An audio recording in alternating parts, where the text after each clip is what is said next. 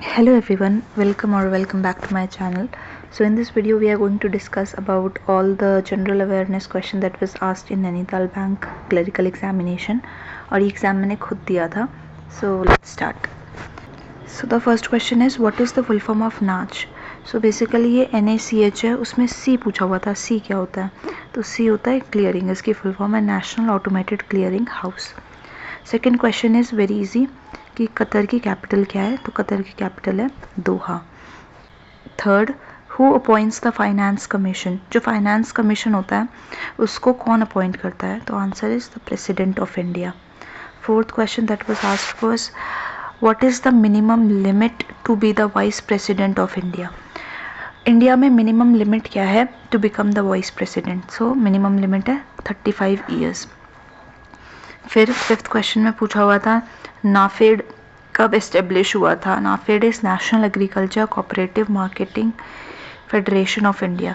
तो ये लॉन्च हुआ था इन 1958.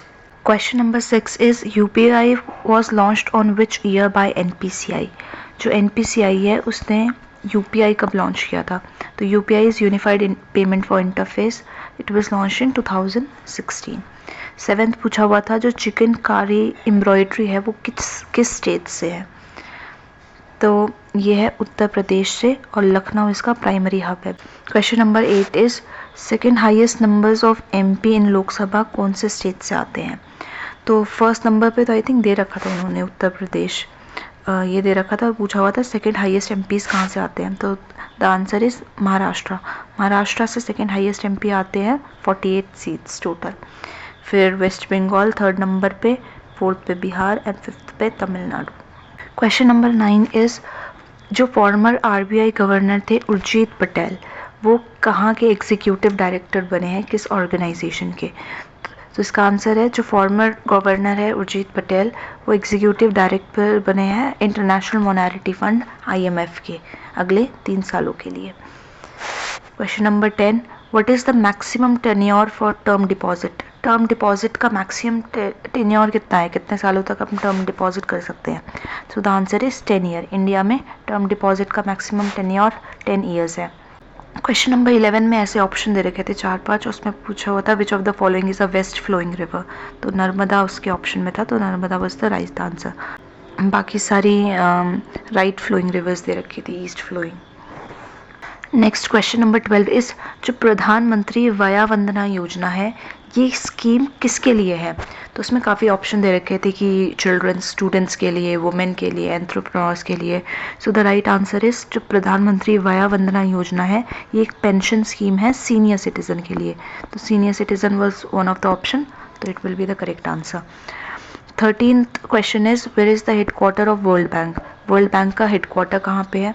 तो answer is Washington DC. Question number 14 what is the maximum age limit to open a PPF account. तो जो पब्लिक प्रोविडेंट फंड होता है उसका अकाउंट खोलने के लिए मैक्सिमम एज क्या होती है. तो there is no maximum age to open a PPF account. Question number 15 was that who is the first Indian governor of RBI. RBI के जो फर्स्ट इंडियन गवर्नर बने थे उनका नाम क्या है. So his name is CD Deshmukh.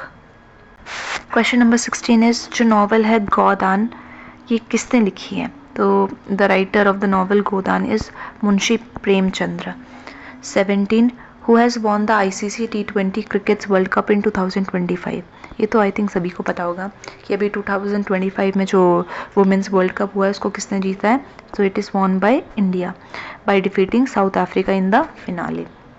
Question number 18 इसमें option दे रखे थे और इसमें पूछा हुआ था इनमें से फॉलोइंग इनमें से कौन सी कंट्री में यूरो चलता है. तो यही ऑप्शन थे उसमें इटली, फ्रांस, जर्मनी, स्पेन और एक था ऑल ऑफ दिस. तो all of this will be the correct answer. इन सब कंट्रीज़ में यूरो करेंसी चलती है. नेक्स्ट क्वेश्चन इज कि डिजिटल KYC किस मीडियम से किया जाता है और इसमें क्या डॉक्यूमेंट्स चाहिए, इससे रिलेटेड क्वेश्चन था. तो ये सारे ऑप्शन थे कि आधार बेस्ड EYC चाहिए, वीडियो KYC चाहिए, bank documents, online documents upload करने हैं जैसे pan card, passport, valid ID proofs. So I think all of these इसका करेक्ट आंसर होना चाहिए था. Question number 20 is that who is the regulator responsible for the development and refinancing of the housing finance sector in India? जो housing finance sector है India में उसको develop करने के लिए और रीफाइनेंस करने के लिए कौन रिस्पॉन्सिबल है? तो answer will be NHB, national housing bank. Question 21, जो RBI का ऑम्ब्यूड्समैन है उसको कौन अपॉइंट करता है? तो the RBI ombudsman is appointed by the RBI itself. RBI उसको खुद अपॉइंट करता है, तो RBI will be the correct answer. और फिर पूछा हुआ था जो 2026 में कॉमनवेल्थ गेम होने वाले हैं उसको कौन सी सिटी होस्ट करेगी? तो Scotland would be the right answer. Question number 23 is that what is the maximum per transaction limit under भीम UPI for most of the user? तो जो भीम UPI है उसमें मैक्सिमम ट्रांजैक्शन कितनी कर सकते हैं? तो answer would B 1 lakh per transaction is the most limit of भीम UPI पेमेंट ऐप। क्वेश्चन 24, तो standing deposit facility was launched by reserve bank on which date? जो स्टैंडिंग डिपॉजिट फैसिलिटीज़ है रिजर्व बैंक ने उसको कौन सी डेट पे launch किया था? तो आंसर वुड बी 8 अप्रैल 2022। फिर नेक्स्ट क्वेश्चन में ऐसे ही ऑप्शन दे रखे थे और इसमें पूछा होता विच of the following is a non conventional energy source? तो सारे ही नॉन कन्वेंशनल थे उसमें, जैसे सोलर एनर्जी था, उसमें एक बायोमास एनर्जी भी था, आई थिंक हाइड्रो एनर्जी भी था, और तो आंसर में था ऑल ऑफ द ऑप्शंस होना चाहिए था। So the next question is that which of the following terms is not use in cricket? तो इसमें काफ़ी सारी टर्म्स दे रखी थी, तो उसमें एक ऑप्शन था ड्यूज, तो dues will be the correct answer. This is the term that is not use in cricket. फिर नेक्स्ट पूछा हुआ था AQI से क्वेश्चन, जो AQI की रेंज है फ्रॉम 101 to 200 वो किस कैटेगरी में फॉल करती है? तो it falls under moderate category. Question 28, where is the headquarter of bank of Baroda? तो जो बैंक ऑफ बड़ौदा है उसका हेडक्वार्टर पूछा हुआ था। ऑब्वियसली नैनीताल बैंक के सारे मतलब इतने ज़्यादा शेयर बैंक ऑफ बड़ौदा के पास है, 98% से ऊपर, तो एक उन्होंने खुद से रिलेटेड क्वेश्चन भी पूछ लिया दैट हेडक्वार्टर कहाँ है बैंक ऑफ बड़ौदा का? तो it is in Vadodara, Gujarat. Vadodara was in the option, तो Vadodara with the right answer. Question number 29, according to MSME definition एक स्मॉल एंटरप्राइज को का कितना एनुअल टर्नओवर होना चाहिए?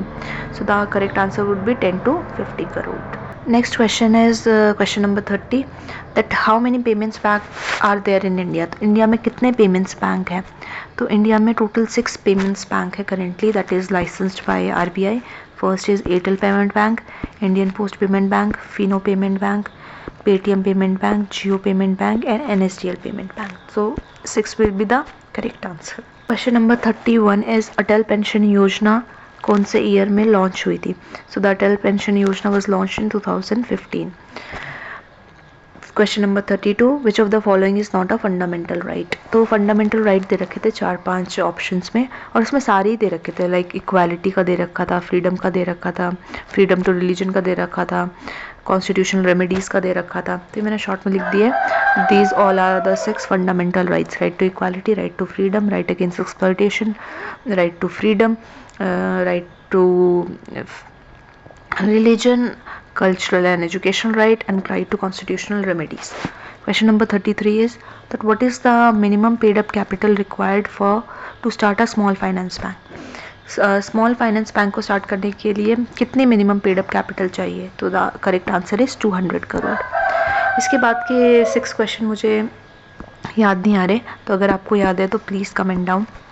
Thank you so much for watching the video.